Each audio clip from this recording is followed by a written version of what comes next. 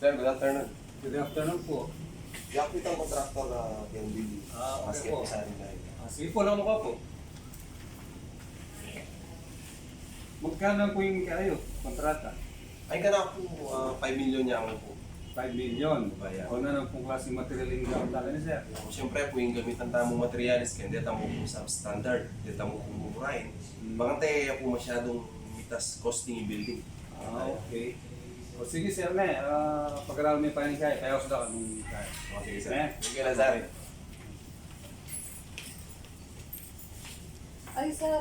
Good afternoon po. Good afternoon madam. Meron po po ka rin mag-bidding, sir. Ipasa po yung proposal po. O sige, magkano ang point kaya kayo? 10 million, sir.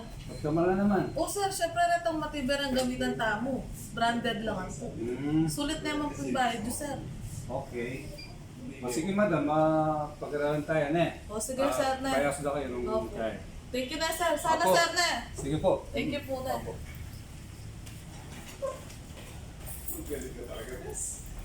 Hello po, sir. Ay, good afternoon po. Ako po itang recall kayo about ketang building na pakayusan na pa.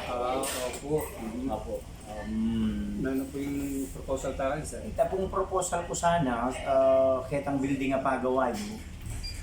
Kunan kayo po sana, kakunin nga ng kontrata, nung year kunan kayo 15 million.